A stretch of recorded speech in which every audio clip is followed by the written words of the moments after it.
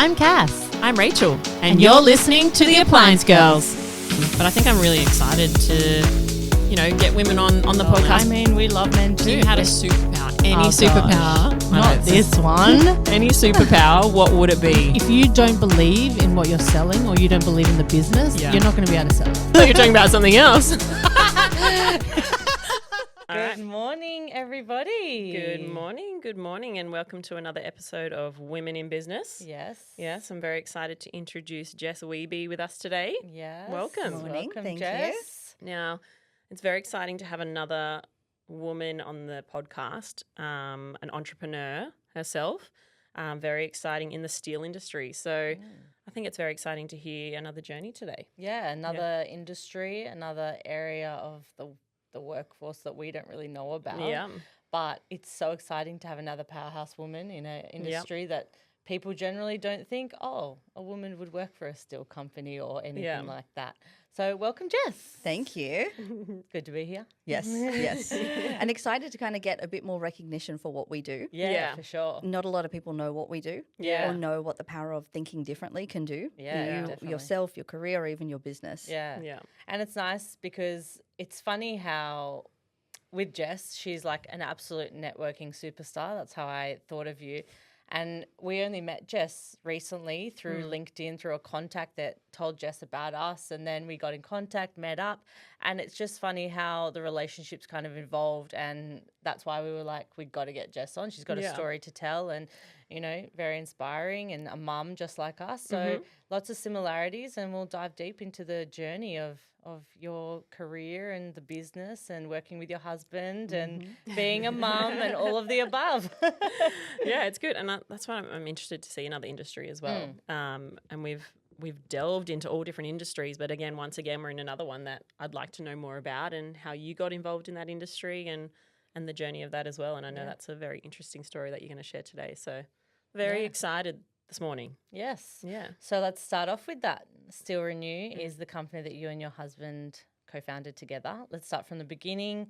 Where'd the idea come from? What did you start doing? How do you even begin in a business like that? Yeah. So what's really cool is no one actually wakes up and say, I want to be a cleaner. Or I want to work in stainless steel, right? Like I really feel like our careers sometimes find us if we're willing to be open to different ideas. So my husband and I had just a general commercial cleaning business 8 years ago now. And what happened was we found that it was just a complete race to the bottom. We were constantly being compared if we could be 50 cents cheaper to Bob or to Sue down the road. And it didn't feel like us because we had more value to give. Yeah. And we also weren't the type of people that would do the paper bags under the table or take them to certain places on the weekend. It wasn't our style. Yeah. We felt like we had a lot more to offer. And we actually sat down and thought about it. And we thought, what can we do? And I said, well, hey, I read this book in my marketing degree. It was called The Blue Ocean Strategy. And it teaches you how to create your own ocean inside of an existing larger ocean, right? So think of Cirque du Soleil. It's a circus, right?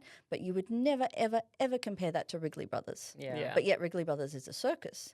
So technically they're in the same circus category, but they're not the same. Yeah. So we thought like, well, holy cow, what can we do that's different? And he goes, I've got an idea. He goes, I think the stainless steel thing's really going to take off. Just give me a bit of time and let me research it and figure it out. So go ahead, by all means. Like, not a problem. You do you, and I'll do the theory side of it. 'Cause that's what I really like. It's a strategy and what underpins everything. So he set about, and he actually disappeared for a little while and just delved deep into stainless steel. Yep. And that was really, really cool. So we were doing a lot of strata sites where we started doing the lifts there. And what was so amazing is like what we call the definition of luck is preparation meeting opportunity. Yeah. It's not really just like kismet. It's really just about opportunity and preparation coming together at the same time. So a lift consultant was actually on site one day when we were on site, and he saw the stainless steel that we were doing. He saw the lifts that we were doing. And he goes, is that you guys doing that? Is that part of your scope? Like, what are you doing? And Ellie goes, I'm just playing around. I'm just trying to figure out a couple of things. But, yeah, we're mastering stainless steel. Yeah. And he goes, great. I've actually got a project for you. Can you guys go to Canberra this time next week and do 108 of them overnight? What do you reckon? And we're just like, sure. Why not? We were just like, yeah, why not? Like, we can just give it a go. So literally I didn't see my husband for the rest of that week because he was just practicing and making sure he could actually do what we said we could do, right? So I was like, that's fine, darling, you do that. That's not a problem. So we both packed up and went to Canberra. I didn't do anything physical. I just went for moral support. You know, his lovely wife. Doing a great job. Yeah, and we weren't even married at the time, but I was like, I'll just come along. It's fine. And we smashed it. We absolutely blew it out of the water. Yeah. And we realized, wait a minute, there must be something here. Like, what's this industry? This is the lift industry. Who services them? What happens? And I was like, well, wait a minute. If we apply what they said in the book and then we do just this, there's something here. Yeah. And that's how it all started. That was 7 years ago. Wow. Crazy. And it's so crazy how it's like right place, right time. Yeah. You know, that you could just be somewhere doing something and the right person just walks past. Yep. And that's the start of your whole business. Yeah. And that's what we always say about networking and everything as well. It's like, you just don't know who you're talking to. You don't know who they know. You don't know what you're. You always have to be on your, you know. But there's so game. many of those stories of women that we've spoken to where that's happened, where it's just been like they've busted their ass doing certain things, but then it's just been a sort of a chance meeting of when something's actually evolved. So that's really cool. So you actually restore the steel within lifts, is that right? Yeah, so correct? we restore stainless steel in general, right? Yep. So it started off doing the stainless steel inside of lifts. Yep. So that can come down to deep polishing, electro polishing, scratch removal, rust removal, those kind of things. Yeah. So then it naturally evolved from doing lifts to actually doing other types of stainless steel applications. Yeah. So think huge water tanks Yeah. for clients like Sydney Water, places like that. Yeah, okay. Think submersive server tanks. Crazy. Wow. They found us through Google. Trains, things like that. Yeah. Okay. Yeah. So we just found this real niche that no one was really in. And then, you know, the whole concept of 10,000 hours until you become a master? Yeah. That's literally what Ellie and I have done. Yeah. To then kind of cement and kind of make a little bit of a moat around us and what we do. Yeah. It was funny. I was actually in a lift the other day in a car park, and I got into the lift, and there was, you know, a penis Yeah, etched of into the. And I thought of you straight away. I was like, might need to hand your business card over Yeah. and say you might need to have this fixed with steel. That's renew. what I hear all the time. Yeah. But as that business kind of evolved, and I guess when you were first starting out, like I know you said there wasn't really anyone doing it, but were there people dabbling into that, or was it a whole new ball game completely that you guys started in the industry? So we had two competitors, Yep. and they're in their early 60s. Yep. And they're kind of one-man bands. Yeah, So they okay. don't really have a team. They don't really have a showroom like we do. Yeah. And they dabble in it. So they do parts of what we do. Yeah. So one guy focuses just on the scratch removal side of things. Yeah. The other guy focuses just on the polishing and linishing side of things. Whereas under our scope of works, there's everything to do with the lifts, right? There's also the sills, like the landings. There's also escalators and travelators. The There's so cleaning much and the stainless steel maintenance. everywhere. I know, Right? because when we spoke, I started thinking about all the stuff that we could Yeah. fix. Because obviously, how we connected was a supplier of ours contacted you because they needed an oven repaired in terms of the stainless steel and that. The dent, The dent, yeah. So then that's obviously how we got connected in our industry. So there's so many things now that I've looked at and I'm like, oh yeah, I can get that fixed. Yeah. So that's really cool. And I guess in the beginning it was lifts, but where did you kind of see the gaps in the market and then expand to like your escalators and the water tanks? Did you guys just go, you know what, let's do this? Or was there a demand for it and people were asking you for it? There was a demand for it and people were asking us for it. Yeah. So what I always say is listen to the customer. Yeah. They might not always be right, but they're telling you what they want. Yeah. And then if enough customers tell you the same thing, do it. Yeah. They're telling you something. But then you know you're onto a good thing as well, that if your people are coming to you and asking you to help solve their problem. Yep. So like obviously you're out there as well trying to get new business, but if people are actually coming to you going, hey, we think you can solve what we've got, like that knows that you're onto a winner. Yeah. Definitely. Yeah. And that's essentially how we built the business. Is Yeah. It started off doing, say, just scratch removal. Then after a year, we kept getting asked, hey, can you guys do coloured stainless steel? And that during that year process was literally us going underground, figuring it all out, researching it, and then being like, you know what, now we can do it. Yeah. After a year of us saying, we're not sure, now we're sure, but the customers have told us that's what they wanted, so we went about finding a solution. But that's the beauty of having a service business as well, is that you're finding new things that you can do, but then you're learning as you go as well. Like it's something you've never touched, but it's like, hey, let's do Yeah. it. Let's learn it. Let's educate ourselves, and then we can be the best in the business at it. Definitely. Because when you first started, obviously, you know, you're not trained in steel or how to renew steel. Like how does that, was this YouTubed? Was this Googled? Like how do you Yeah. YouTube, Yeah. Google. So we're quite kind of humble and polite, my husband and I, that we went to a lot of the older blokes. Yeah. Said, hey, we're young, like we're new, we're cool, we'd love to learn from you. Yeah. Would you like an apprentice? Can we learn? Like, we're so young and eager, and they all closed their doors on us. Okay. They weren't Really? interested. And it was just like, come on. So it was just a lot of Ellie doing trial and error, Yeah. figuring things out. Yeah. Oh my gosh, that's so crazy. I would have thought that they would be a lot more opening and like, this is great. There's young and kids. fresh people Yeah. wanting to be interested in the business that we do. Like they want to be almost like a mentor in a way, but that's so interesting. Yeah, we came to them in that way. Like, there's always a lot in how you go to people, how you approach them. Like, could you help us? Like, could you be my mentor? Could you be my senior figure kind of thing? Because you're so wise. Yeah. And then, like, naturally everyone kind of goes, yeah, of course. Like, I'd love a chance to lend my skills, Of right? course, yeah. But just complete shut in our face. Wow. And then it's like, okay, let's figure it out ourselves, which Pretty you've done. much. Yeah. And so then that's also a testament to you guys because you're like, all right, well, I'm just going to keep grinding and finding out how to do this the best way. Yeah. So as we grew and as I slowly kept telling our clients, like, oh, okay, so now we have this client, or now here's this new project we've done. They all keep going, you guys, like you're doing that. I said, oh, now we actually have an office. What? Yeah. Oh, now we actually have a showroom. Like 6 months later.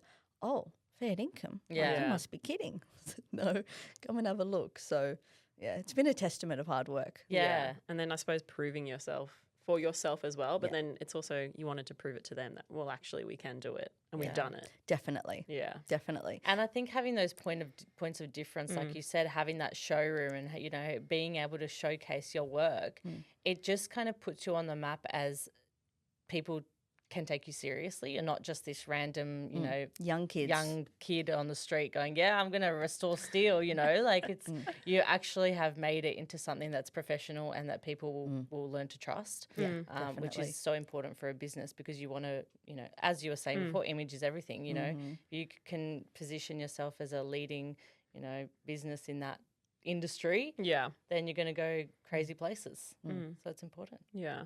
Now going from obviously owning your own business, but then going from being an employee before owning your own business, what was the biggest, do you think, challenges that you faced having to transition into then suddenly being your baby and having to nurture it? I've always worked for myself. Okay. I actually started 2 companies. Oh, I was wow. in my early 20s. Okay. One of them I sold and one of them I just turned off overnight. I just didn't want it anymore. I have worked for other people. Yeah. When I was doing my uni degree, I had like little marketing assistant roles just to kind of figure out stuff. But I've always seen it around me. My grandfather had like a really successful business in the early days as one of the pioneers in the computer space. Yeah. Then my dad, he started his own business with my mum. So I've seen that like around my house, around my life. Like it's all I've ever known. Just this kind of hustle and get out there and do it. So it's something you can tell that it's something you've always wanted to do. Yeah. Entrepreneurship was kind of grained into you. It's in your blood. Early age. Yeah, definitely. I found I was actually selling for Ellie, right? So when I was still doing one of my companies, and I said, oh, Ellie, Joe, for example, wants X, Y, and Z done. You should follow up with him, have a coffee, and figure it all out. And a couple of months later, I said, Ellie, how'd you go with Joe? And he goes, oh, shit, I forgot to call him. I said, bro, if you don't call him, you're not going to get the sale. Like, that's how it is. You got to know how to do it. Like, I just knew how to do it. It was so innate inside of me that after a couple of months, when I stopped doing some of the projects I was doing, Ellie goes, hey, do you want to come work with me? He never said for me. Yeah, okay. The first thing he said, do you want to work with me? I said, yeah. Yeah. Because over that time of dating, I'd learnt his values. I learned the man that he was. That I was like, yeah, I'll stand by you. Yeah. Because I understand how you operate in business, not a problem. Yeah. But then second of all, I get this really well. I enjoy it. And I've seen what a family business does to a family. Yeah. So I've got no issues doing this with you. Like, let's do it together. How long were you and Ellie together before you started? 2 years. Okay. Oh, so still like quite fresh. Yeah, quite fresh. We're a bit different because when we met, we just knew. Yeah. Like we just had this kind of vibe that we're like, and we're both running our own shows. So we didn't do any games. We didn't play around. We were very much like, hey, I like you, but I got to go to work now. I'll talk to you after work. You've got my attention, but just not right now. Yeah. And we just love that about each other. Yeah, that's awesome. That's You're cool. straight. It was really special. So obviously you work well together. How has that dynamic evolved over time, do you think, with the business? It's been really interesting because say we were just dating and then we had the business and then, oops, we got married and then, we had 2 kids. like within 2 years of each other kind of thing. So we have changed along the way. We've just evolved a lot of the time. Yeah. I don't know how. I just think we're kind of very much like chameleons. Get in, get it done, and do what you need to do. Yeah. We don't have time to sit and kind of like mope and shoulda, woulda, coulda. We're really like aware of what do we need to do, how do we do it, and how do we evolve in this next phase. Yeah. And then how do we evolve together? Yeah. And I think we've spoken to a lot of people that have either worked with family, whether that's their partner, brother. We had Christina on the other day. And it's interesting hearing their conversation. A lot of them would say, like, it's tough. Like, it is hard because you're constantly in it, even when you're at home, when you're at work, like, it still can be work. But then there's the upside to it where you've got this shared passion that it adds an element to your relationship. Yeah. And I think it's that change helps your relationship. For sure. Actually running a business together. It does. It does, because I feel like I understand a lot more about what's happening in his world. Yeah. And same with him with me. Yeah. So we both have this shared like, okay, what are you doing today? How can I best help you? Yeah. And how can I best help him? Yeah. And it's a shared interest. Yeah. Yeah. And I guess you both have your strengths, obviously. And would you say you're two totally different people and in terms of strength, totally different? Correct. Yeah. Correct. And that's my best advice for anyone. If you are doing a business with your partner, spouse, whatever, significant other, stay in your own lane. Yeah. Yeah. So I have my Yeah, lane for sure. and he has his lane. And he doesn't come over to mine and I don't come to him. Yeah. At all. Yeah. He did ask, I think, gosh, it was over a year ago. And he goes, oh, how's Michelle going? Do I need to follow up with her on anything? I said, no. Do Stay I need away. to follow up on Gavin and how that project went last week? He goes, no. I said, there you go. He goes, got it. Yeah. It makes sense though. Like, when you start to mix and go into each other's business, it's like, no, Yeah. I got this. Yeah. It's all good. Like, And I think having trust in the other person, Yeah. that's the other thing. Yeah, Like for I'm sure sure. you guys trust the boys because they're running their side of things. You're Yeah. doing your side of things. Yeah. Yeah. Like they don't ask you, oh, how's your podcast going? Yeah. Did you have enough guests today? Did exactly. you do this? How many listeners Yeah. did you have? How many Yeah. followers do you have? Nothing. They wouldn't ask us anything. Exactly. So like all my husband asked, like I just tell him how we went that day. Yeah. Hey, signed up this new client. Hey, organize this. Yeah. Great, good on you. How'd you go? Good. Great job. We Yeah. come together. But then that's successful business partners. Yeah. That's what they do well, For is that they sure. stay in their own lanes because they have their own strengths on either side. So Yeah. it's exactly the same thing because you're a business partner with your husband. Yeah. It's no different. It just adds the element that he's your romantic partner as Yeah. well. Yeah. Yeah. So Yeah. sometimes it can, we've discussed this many times before, it can mesh into one when you go home and you're still talking about work. Yeah. How do you deal with that? Have you got a strategy where you can shut off at home? We do. Yeah. And it's honestly just being present. Yeah. It's really like both of us, that's kind of like our hack Yeah. is being mindful. Yeah. So, okay, great. It's 5:00, but you know what? We're with our two little boys. Yeah. Let's just be with them. Yeah. Because we've got 5 to 7 p.m. Then we're free. We do Yeah. whatever we want. That's fine. Yeah. But this is their time and they're loving it with us. So let's just be present and understand like that's all we can do. Yeah. But then like another little hack around that is communicating. Yeah. So for example, last night he goes, hey, I'm really caught up on something. I've got to quickly do 15 more minutes of just checking in with things. Yeah. And then I'll be with you guys for bath time. So great, not a problem. Yeah. Yeah. Like come back to us at 6 when you've done Yeah. everything, So being mindful, being Yeah. really, Yeah. really present and understanding like what am I doing in this moment? Yeah. And also as working mums, right? Like I don't know about you guys, but I go to work and I'll just be busy doing something and they'll be like, oh, I just want to look at the kids. Like, Yeah. I took a great photo of them on the weekend. Let me just have a quick look. Yeah. It's like, oh, remember that funny video where no one was just laughing? Oh, let's just look at that Yeah. again. Let's just play that 3 times in a row. And it's like, hey, get back to work. Yeah. Like Yeah. when I'm at work, I'm at work. And when I'm with the kids, I'm with the kids. And that's the secret. But I Yeah. think it's great as well that working together, you do have that understanding that, you guys are building a business. And it's very hard, I guess, with people who are in a relationship that have Yeah. separate jobs, separate industries, Yeah. and they don't really understand or empathize with how busy their partner might be. And yes, they might have to do overtime or they might have to do a little bit of work at home. Yeah. But it's hard for them to understand, or why are you working so much, or why are you doing this? Whereas when you're working together with your husband, you understand that you guys both have a common goal. Yeah. You're doing this for your family. You're Yeah. building this business and you want it to succeed. So it just makes it easier on you to be like, yeah, you go finish that. I'll do this. And then after we can come together. Yeah. Most definitely. I see a lot of friendships around me their marriages often fail because Yeah. they're not working together. Yeah. So you guys can work together even if you're not in the same job. That's sure. fine. But you have to have a common thing, a common purpose that ties you guys together. Yeah. And that is, let's keep the house alive. Yeah. Yeah. And what's that? Well, we both have to work to provide. Yeah. And then we both have to have the kids and be the best for them, and then ourselves in Yeah. the middle of all that.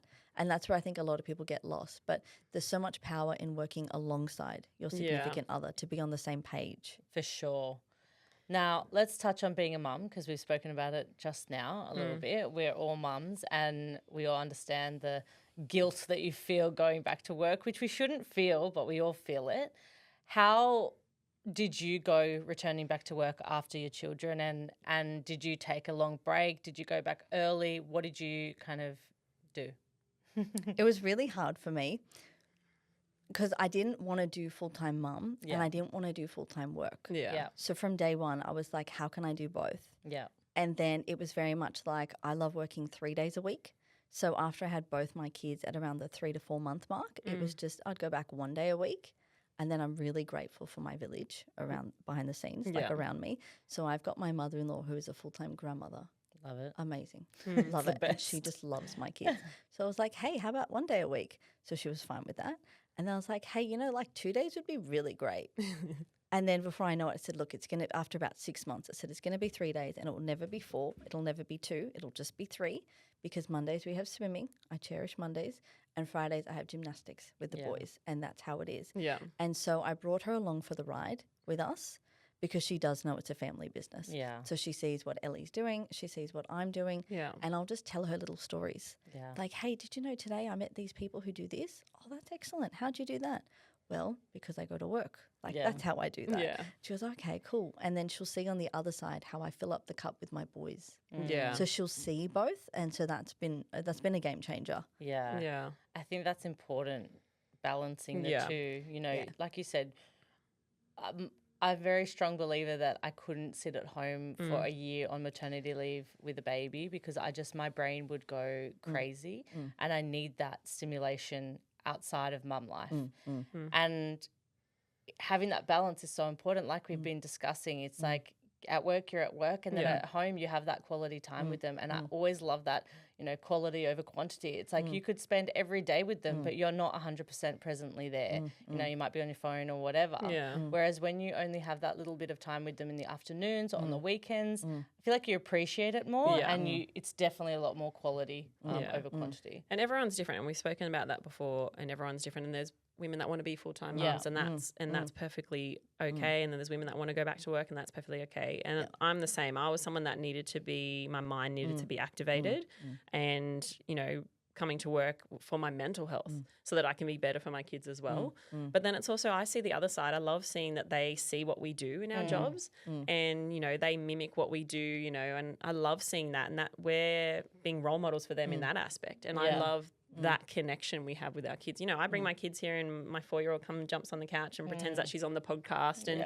I love seeing that because then, she's sharing the passion that I have. And, we're creating what we're creating because we want to either hand it down to our kids or be role models for our kids. Most and definitely. That's, part of what we do. Yeah. And that's okay as well. Yeah. But the guilt is there. I know, and we all feel it. It's, and we've spoken about so many times about, either missing a dinner here because we had an event here or missing something there and it happens, but we also got to realize that they know that we're there for them no matter what.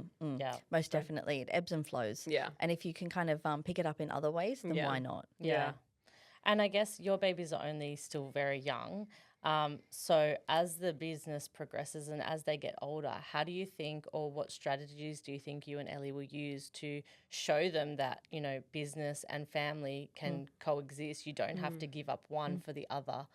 I'm going to take them to work with me. Yeah. Yeah. I'm so excited for that. Yeah. We've got lift walkthroughs, we've got meetings, and you know what? A lot of what we do is fun. Yeah. So you can have lunches, right? Well, Yeah. let them come. Yeah. You know, provided it's the right setting. I'm not Yeah, meeting of like the course. managing director of so and so. Yeah. You know, if I'm Here's my having baby. like a little thing, like, yeah, come along, why not? Yeah. And so I just really want to bring them along for the journey. Yeah. I even like whenever I have time with them in the evenings, I'll show them things like, hey, look, here's mummy and daddy, and we met the mayor today. Yeah. He doesn't know what that is. Yeah. It's 2, and the other one's 1. Yeah. But he's like, oh, cool. Like you go somewhere in the day when I'm Yeah. not with you. Yeah. So just I think bringing them along for the ride and really showing them like what we do. Yeah. And then also they come to the office all the time. Yeah. They love it. Like we got them their own little tool belt. Oh, I love that's that. You know, cute. so they go, oh, look, you're working with Baba? And he goes, Yeah. yeah. Like, so just bringing them along for the ride. Yeah, That's what I we're think trying to that's do. so important. Like Yeah. even we bring the kids here all the time, and they can see Yeah. where mummy and daddy works, and it's Yeah.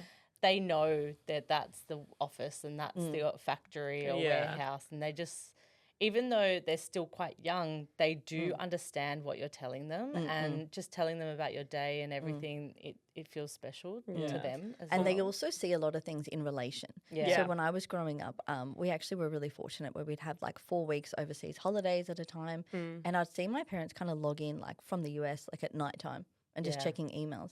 And I was like, that's cool. Like that's how we can be still on holidays. Yeah. They have to check in just a little bit. Yeah. Whereas some of my other friends couldn't do 4 weeks at a time Yeah. with their families. So I was like, why not?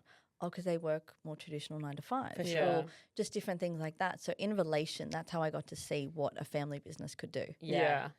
And the flexibility around it is definitely a perk, because, like you said, you can work 3 days or you can choose to work maybe 4 days or 2 Yeah. days or whatever it is. There's that flexibility around it and you know that you're still doing work maybe when you're not at the office, but Yeah. it's not that you have to be at the office 9 to 5, Monday to Friday, Thank and that's goodness. it. I couldn't handle that. Yeah. And also for my work, it's very outcome focused. Yeah. So as long as I'm meeting the right people, as long as I'm closing sales, that's all that really matters. Yeah. Because I'm moving the needle forward.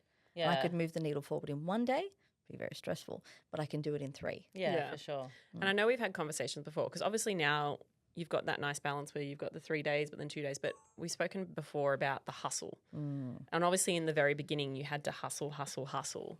And it's not necessarily as balanced as it is now. What's that? What was that like? I'm grateful I did all the hustle before marriage and before kids. Yeah. That's the answer. So going into the lift industry, we knew no one. I had to build an entire book out of no one and nothing. Yeah. We had that one lift consultant. They gave us one fantastic job. From there, nothing. Yeah. It was so hard. Doors were closing. No one knew who we were. Yeah. So I said to my husband, I said, give me 18 months and I will get all 4 account numbers. So there's a big 4 in the industry, right? Yeah. Tier 1 lift companies. Yeah. And they are incestuous. They are notorious for not calling you back unless you have something that they want alongside knowing 3 of their colleagues. You Yeah. have to know everyone in that space. So the hustle was everything in the beginning. One of them, the account number was so hard to get. It was easier to give them my firstborn son. That I was just like, Take would you him. like him? Like, so I can have this instead. It was Yeah. just ridiculous. Yeah. But now we're in a much better place. But it was really, really hard in the beginning. Yeah. I remember those days. Yeah. And that's what you got to do. And I think, people that run their own business understand that hustle. But I think people that are outside owning your own business may not understand that. But there is that hustle in the beginning. And, there can be that hustle all through, no matter how long you've had the business for. But there are times that you need to work long hours to get where you want to be. Exactly. It's just seasons. Everything's Yeah. seasons in life. But to add to what you were saying, Cass, a lot of it is networking. Yeah. And knowing, like, you don't know who they know. Yeah. And just exactly. seeing how that is. So the best story I ever have is Els and I were getting married. So this was our 3rd attempt because of COVID. Yeah. And my dad actually said to us, he goes, hey, why don't you guys get a tree from our house in Dural and take it to the local men's shed. And what they can do is they can slice it up and make you guys the wedding nameplates Yeah. that you want for every single guest. So thanks, Dad. What a great idea. So the old blokes at the men's shed said, can you young blokes just come with us on a Saturday, just help us cut 150 pieces. From there, over the next few months, we'll engrave every single piece. Yeah. We said, not a problem. So we both went there on the weekend on a Saturday, and we're wearing our sloppy joes, and it's got our work logo on it. This is the best story. And this lovely old man, he kind of comes like limping up, and he doesn't have any teeth, doesn't have any hair. And he goes, love, what do you do? Like, what's the logo? What do you guys do? And very politely, I said, oh, we clean things, like stainless steel, like elevators. Like, this is after we'd just done that first big job, and I didn't know where to go. I didn't know how to build my book within this space. And he goes, oh, fair income, love. Do you know this bloke and this bloke and this bloke? And I was like, these are all blokes that are not getting back to me. These are all assholes that are closing the door in my face. And I was like, yeah, I know of them. Like, do you know them? Like, not knowing who I'm speaking to. And this bloke was the bee's knees in the industry for 55 years. Wow. And recently retired. And he goes, that bloke used to be my apprentice. Wow. I said, are you serious? And he goes, yeah, why don't we take a photo together and send it to him? So we took a selfie. God bless him, he knew what a selfie was. So we took a selfie on a Saturday morning, no makeup, nothing, and sent it to him. And the bloke responded, finally responded to me within 2 minutes. Jessica, this is fantastic. How do you know so-and-so? I said, I've known this bloke for years. How do you know him? He goes, let's catch up for coffee next week. Crazy. And I was like, are you serious? And that's how it started. From there, it was like connecting the dots. And then it's all about connecting the dots in sales and relationship building. It's like, who do they know? Where did they go to school? Interests, and just building your own little tree around your community and who you need to get in touch with. Yeah, for sure. Yeah. And it's crazy how it's not what you know, it's who you know that is going to open the doors for you. Like, you can be, you know, the most educated person, but if you don't know someone at that business, they're going to just shut you down until you keep coming back for more. But finding that one person that's a connection is like, going to change everything for and that you. was just a random like decision and moment. Another right place, right time, right person. Yeah, but again, the preparation behind the scenes to get there, because the 3 people he was referring to, I knew them all. Yeah. They didn't know me. Yeah. So I was like, oh, man, so awesome. Yeah. That's the power of networking. Is so important in business, and you're very, very good at that.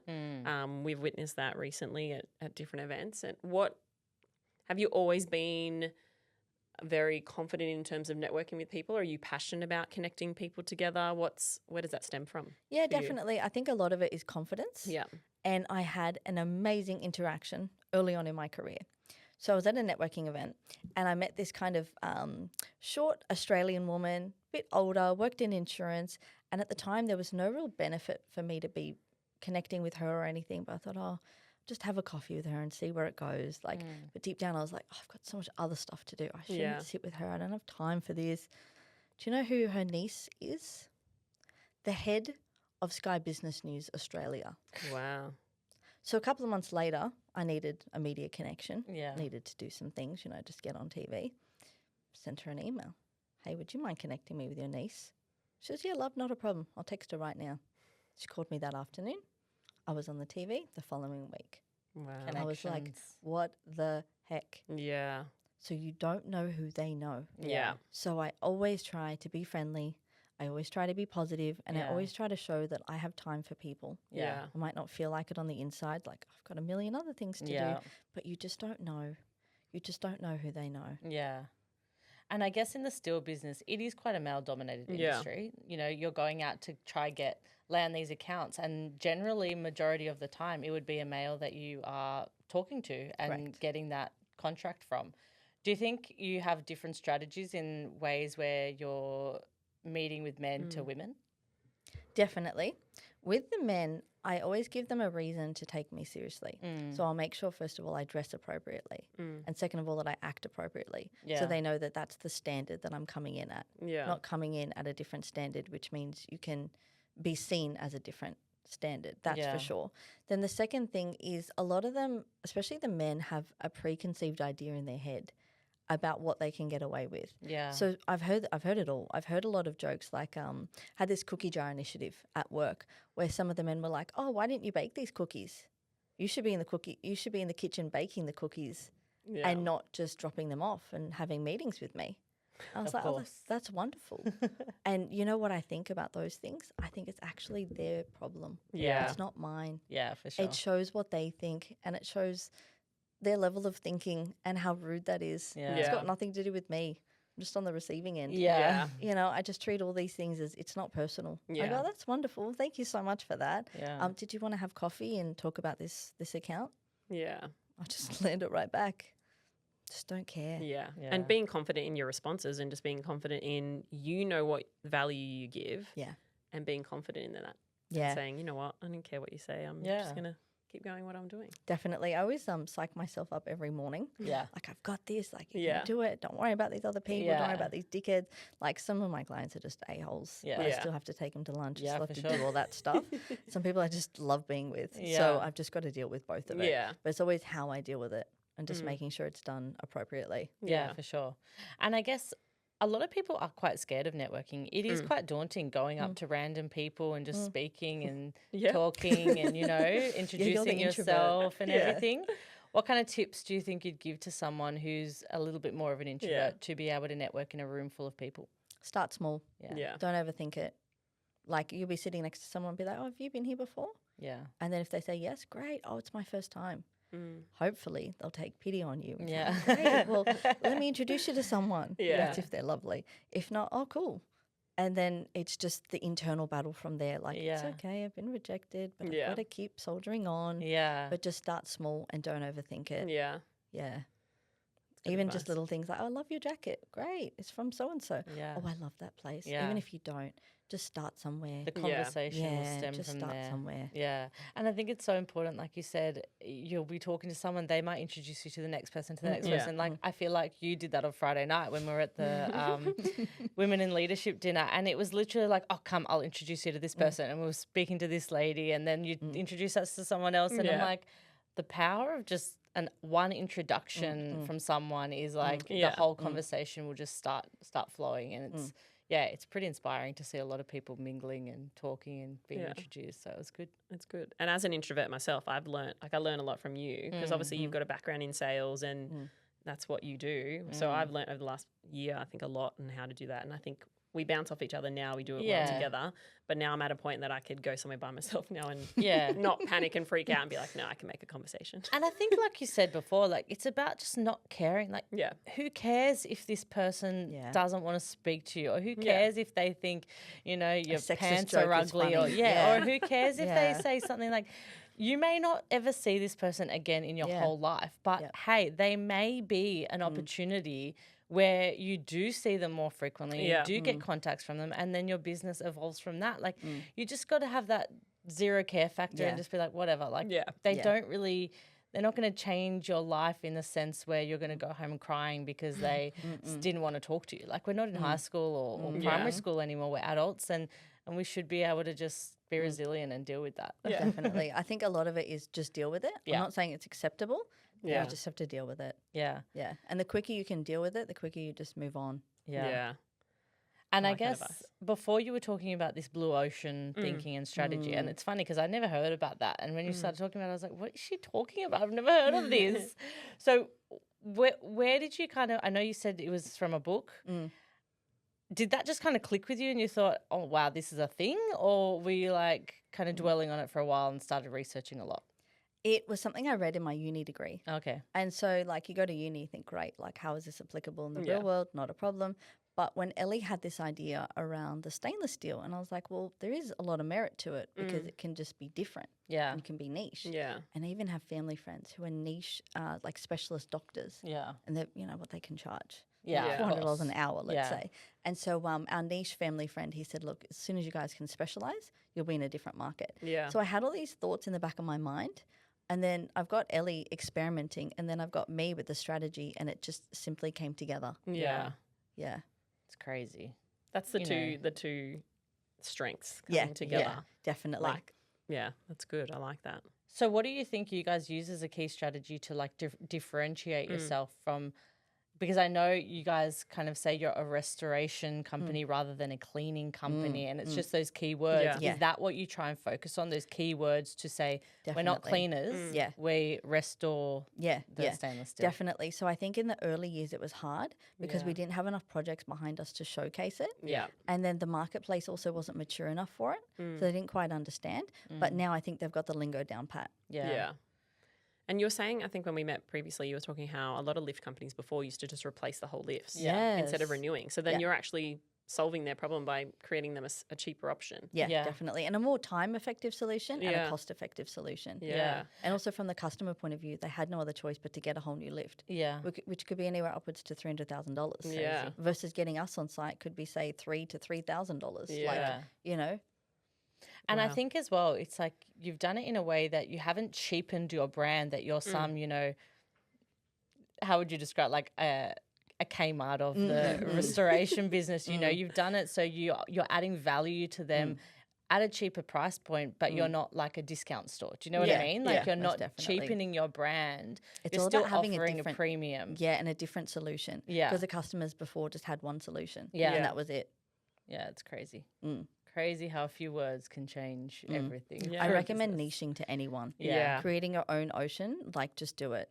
Yeah. The best you can, and then the worlds will just open up to you. Yeah, because when you look at businesses as well, there's hundreds of different, you know, electricians and hundreds of different plumbers and hundreds of different cleaners. You just really got to find that one thing that people need. And like you said, talk to your customers, see what they want, and then niche in that. Yeah.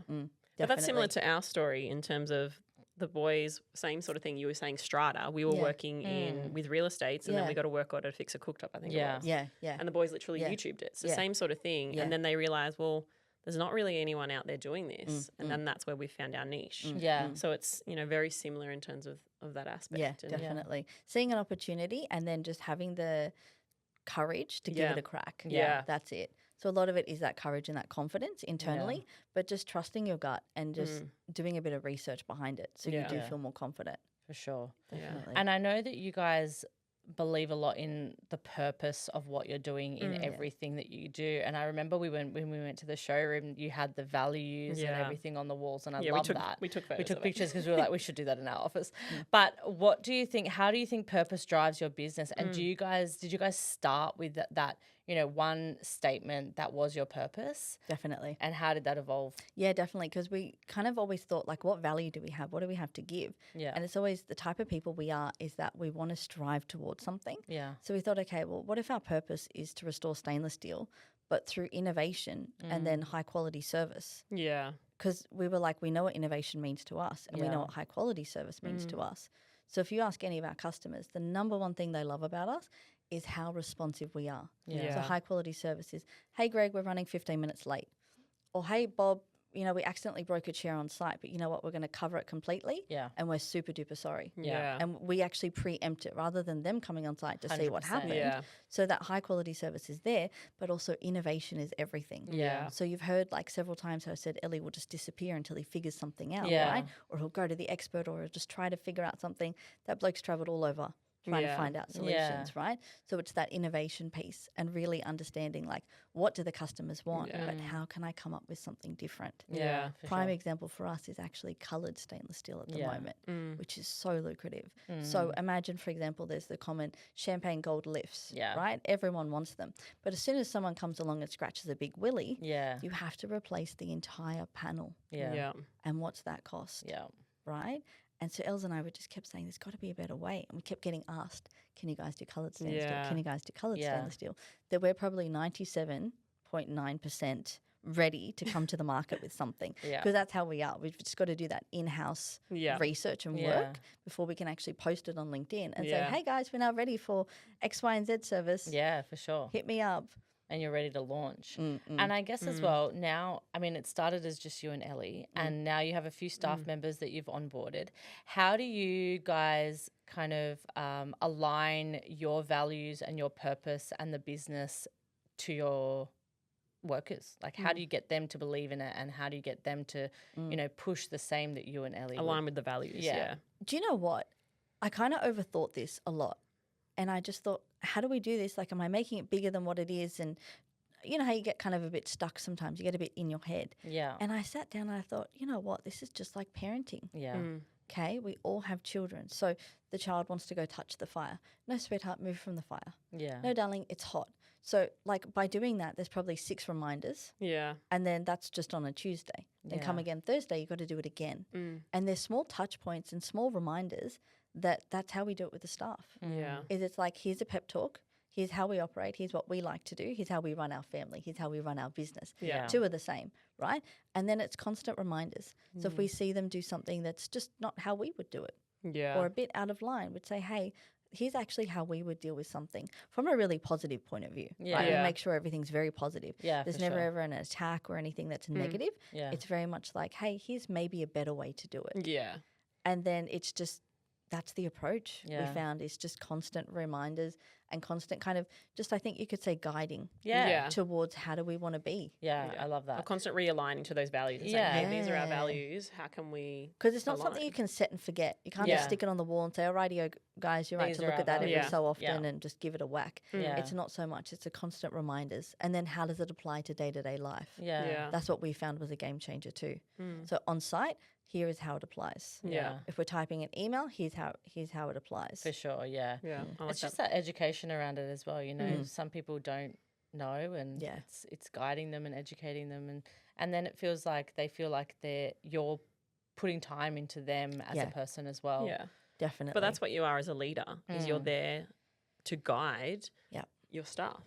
And they look up to you and go, well, these are the values they've set. Then obviously, Yeah. and then as a leader, you've got to follow those values as well. So that's obviously really important. Yeah. But yeah. We made sure as well, our purpose actually reflects who we are and what we do. Yeah. And it makes sense. So that way I said to Els, I said, look, sometimes I'm with the kids on a Friday and at the shopping centre where we've actually done the escalators there. Yeah. Yeah. Like I need to make sure that who I am on a Friday is the same at work. Like Yeah, our purpose for has sure. to echo both Yeah. sides of our life. And Yeah. that's, I think, how we blend the family into the work. Yeah. And that's just been a game changer. That just Yeah. makes sense. Yeah. You know, you don't feel like, who am I? What am I doing? Yeah. Yeah. You don't have that It's like all together. loss. Yeah. Yeah. It's also kind of like, imagine you brand a car Yeah. and then you flip someone off, Yeah. right? And then you're like, that's not a good look. Yeah, it's happened, Yeah. it's happened many times from some of our workers. Trust me, we get that. You're like, oh, you're wearing the uniform, Yeah, you're like, in the come on, van, man. like Yeah. you're representing the company. But yeah, it's just instilling those values in them and just reminding Yeah. them and involving them in the business as well is super important, I think. Yeah, definitely. But it's Now- an evolution. You just got to keep at it. Yeah, It's Yeah. not just once. yeah, Yeah. for sure. I like Now that. we've spoken about the business, we've spoken about working with your husband, we've spoken about being a mum and Mm. everything that you do. What about yourself? How do you balance, you know, being a mum, being a business Mm. owner, you know, working, but also having that time for yourself? Or do you not have that time for yourself? Like being Jess. It's hard. Yeah. If it's not in the calendar, it doesn't happen. Yeah. Yeah. Got to put it in. Even if it doesn't happen, so say that meeting with a friend, they both cancel, it's Yeah. fine, not a problem. But at least it was in the calendar that you know to rebook it. Yeah. Yeah. So definitely do it and Yeah. prioritize it and put it in. Yeah. And the second is do little hacks that make you feel better. Yeah. So for me, it might be honestly 2 minutes on the go. Yeah. Yeah. I'm super time poor. 2 little kids, business, etc. If I can only make it to the gym twice a week, Yeah. and that's after 8, Yeah. I have to deal with it. I don't like going at 8 o'clock at night, but I have to deal with it. Yeah. And if it's also, say, like a little hack, like the Wim Hof breathing, Yeah. Yeah. that's phenomenal. And that's literally a 4-minute process. Yeah. Breathe in 40 times, breathe out 40 times, hold your breath for as long as you can. Yeah. It's 3 to 4 minutes. I do really like that though, putting it in the calendar. Like, Yeah. you know, even if you just put in the calendar half an hour for Yeah. Jess time, like I'm going to either go have a bath or go just relax outside or do something, you know, even if it's after the kids go to sleep. Yeah. You just have that you time and it's penciled in, you know, you've got to do it and just But track then it's that reminder. So if it does get cancelled, you go, okay, I cancelled that. Yeah. Let's Okay, so I move moved it Wednesday, but how's Friday lunchtime Yeah. looking? Just do it Yeah. then. And it is hard to get together with your friends because sometimes they're busy with work, different schedules and everything. But like you said, just finding that time where it works for everyone, so then you have that time to get out and be yourself and not worry about the business, not worry about the kids or anything, and just And you got to relax. fill up your own cup too. Yeah. Yeah. Because if our cups aren't full, what kind of mums are we? Yeah. What kind of Yeah. business leaders are we? It's just Yeah. going to fall apart. Yeah, Yeah. Very true. very, very true. Yes. Now, you're a leader, obviously. What do you think you'd say to women stepping into leadership roles? What's one bit of advice that you would give them? It's not personal. Yeah, Yeah. It's not personal. The sexist comment, it's not personal, yeah, right? Not getting a promotion, it's not personal. yeah, They have something inside of their mind that's stopping them. yeah, They feel inferior. yeah, They have an issue. It's not you, Yeah. right? It's just, it's how it is. And I think adjusting to that and applying that to everything will help you see things from a different dimension. yeah. Yeah. And I guess it's all like about that mindset shift. Like, Yeah. you know, you can get into that mindset where you're like, oh, I'm a failure, or oh, I Yeah. did this Yeah. bad, or oh, you know, I'm not going to be able to succeed in this. It's like you've got to have that mindset shift to just say, like we've been saying, don't, like, Yeah. just brush it off. Let's move on. You know that you're you know, going to do something and believe in yourself, I guess. It's not to say things won't get under your skin. Yeah. Definitely. I get home and I'll journal about it. Yeah. Like, this bloody asshole did so and so, and that's fine. But then after I journal, or I do maybe like the 5 whys, like that process. Why did this bug me? Because he said this. Why? Why did he say that? Oh, because he has a problem with me going to work or being, you know, able to have more flexibility than he can. So of course he'd project something out to me. Yeah. And I think that's been a game changer. I actually think journaling on it is so powerful. Yeah, like very I powerful. did say today, I'm like, you know, there was a time where I was struggling working here because, you know, it's my husband and, you know, there was that misconception that I'm his wife and, you know, or whatever it is. This is way, way, way, way, way back when. But I said to him, I said, because I would go home and try and vent to him as my husband, but you can't because he's also the owner of the business. So I was like, you know what? I'm just going to start writing it down so then I don't have to vent to you, but I have a release. Something where I can just write it down and go, you know what? I'm leaving it on the paper and there it is. And it's actually really powerful. I actually really enjoy it. Yeah. So It's I'm glad therapeutic. you mentioned that because it's something that people don't, you know, we think of journaling on like back when we were Like teenagers. Dear teenagers, diary, today I saw Mark in the park. You know, it's like. Who's Mark? Yeah, it's like your, you know, your outlet when you're a teenager. But now it's all about, you know, getting that frustration out or, you know, just and writing working it down. through something. Yeah. And the problem with men, like we love them, but they always want to fix things. 100%. And sometimes you go to them with a problem just to vent and they'll come to you with solutions. It's like, I didn't need a solution. I just need you to listen. Yeah. That's why we come to each other. I Yeah, think, because exactly. I'm like, I don't want you to solve it. Just like say that's just okay to be understand upset. with me. Be like, yeah, babe, that sucks. Yeah, I just That's want you all to I sit want. there and say nothing and then just go, oh, okay, no worries. And then I'm like, all right, thank you very much. Yeah, you're very true, very true. But it's that in terms of not letting people get to you, it's the let them theory. So I think is it Mel Robbins?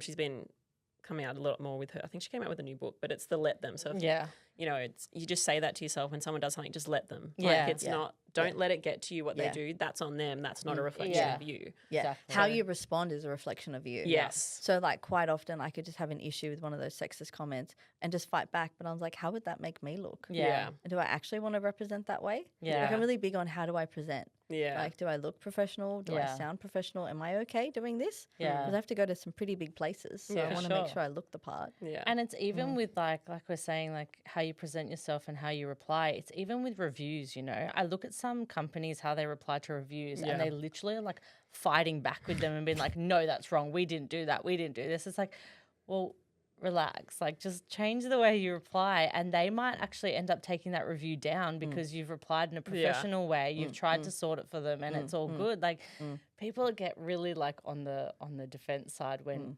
there's a negative review. It's interesting. But I find they do that because there's something internally not right with them. Yeah. Like they feel insecure or they feel they're not doing something right. So they have to like justify it quickly. Well, that's not my problem and I didn't do this. Yeah. It's like, And well, it's like trolls on social media. Like, you know, there's something obviously wrong with your life that you've got time to get on social media and troll someone about how they look or their life or you don't know this person. Like, what are you doing? imagine if they sat and journaled their problems instead. Exactly. Instead of they could taking just it write out that on someone. down. Exactly. Yeah.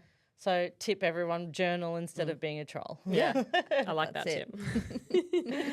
Well, I think it's been a really good episode. We've learned a lot Yes. about you, Jess, and about the business and how you're pushing forward. And I think it's really inspiring because you're showing that you can work with your husband, you can be a mum, you can still have a business and still have that time for yourself. And I think that's so important because people don't, you know, sometimes people don't believe in that these days, you know, and especially the older generation, they're very, why are you going back to work? You know, you have to stay at home with the kids. Why are you doing this? Yeah. Like, well, times have changed and it's just showing that we can keep up with the times but still have that family. And also make it work for us. We're just trying to re-engineer how it all works. Yeah, exactly. And it's learning along the way. You Yeah. know, something might be working now, but maybe later in life when the kids are a bit older, it may not work the same as now. So it's just adapting to that and changing. But you're constantly you need to constantly be okay with being evolving because nothing's ever stays the same. Yeah. Every Definitely. week's different in business. Yeah. So Most being okay definitely. with that. Yeah. Yeah. That's All good. right, Well, I'm so- excited to see the future of Steel Renew Yeah. and where that's going. So obviously we went to your opening of your your showroom the other day, which was very exciting. So I'm really excited to see where you guys go. Yeah. Thank you. And following your likewise with journey. you girls. Yeah. The appliance girls. I love it. Don't worry about the appliance guys. Jess is The like our appliance biggest girls. advocate. I I, know. love Yeah. it. Everywhere we go, she's Just like, I such want a to tell the fun- story. It's such a fun play on words. Like, don't Yeah. worry about the appliance guys. Yeah. Yeah, I love how you introduce us. You're like, do you know the appliance guys? Well, these are the appliance girls. Girls. So And don't worry everyone's about like, them. so much better. It's so funny. I love it. Now, we do always end up with a Yeah. funny question. Yeah. I reckon we could do it around cooking because, you know, it's different to steel and everything. Yep. What's your signature dish? Rice. Rice. Like Lebanese rice or like, Lebanese you know, rice plain or Mexican jasmine rice. No, so Mexican rice, Lebanese rice, whatever it is. Add some peas, some corn, a can of tin tomatoes. It's just easy, go to, and then you have it with something. Yeah. Okay. And then say you like pick up some chicken. You Yeah. just put it with the rice. Like it's just easy. Mm. You don't have to think too much. I It's think like, sorry, Yeah. as mums, we always we transition Quick. into like the easy, whereas Yeah. before when we weren't mums, it let's was like, do oh, the gourmet. fancy, and I'm yeah, like, I'm going to no, chop easy. every onion. And we're like, no, Yeah, no no. onion today. Yeah. We don't have time for that. Oh, I like that. What's I your never signature cook dish? rice. I always get it wrong. I just You know really? what? secret I did rice. too, but it's really simple. It's like 1 for 1. So 1 cup of rice Yeah. to 1 cup of liquid, whether Yeah, it's stock yeah. or whatever, and just treat it like that. What's your Yeah. signature dish? I at the moment like last year I really mastered the pork belly and I was cooking that a lot. But now I've done the roast lamb, the slow Ooh. cooked like lamb That's shoulder. fancy. Here I'm talking about rice. Yeah, but this is just You're slow doing- cooker. Chuck it in the Oh, slow love it. cooker all day. Yeah. If I'm being honest, I was always scared of using a slow cooker. I was like, oh my God, what if I go to work and it like blows up when I'm at home, like, or it catches on fire, or, you know, the thought of leaving something cooking while I'm not there really freaked me out. Yeah. So the first time I used my slow cooker was like a couple months ago. I'm not joking when I say this. I put it outside on our balcony to cook. God bless you. Because I was like, oh, in case it catches on fire, at least it'll just be on the balcony and not It's still inside the gonna house. catch fire to the house. How? It's brick and glass. What's it going to catch on to? What's yours, Rach? I think I've said this before, just my bolognese. But Oh, it's yeah, like a that's family right. recipe that I have of my mum's, and Yeah. then I just Amazing. and my kids love it, so then I just keep doing it. Kids love pasta. Yeah. Bolognese So pasta easy. is like every day I pick Anthony up from daycare. I'm like, what did you eat today? He's like, pasta. I'm like, Yeah. do you guys eat anything else from daycare or just pasta? Oh, that's funny. Yeah. All right. Well, we'll see you all later. Yeah. Yeah, thank you, girls. Thank you so much for coming on, Thanks. Jess. It's been great. Bye. Bye.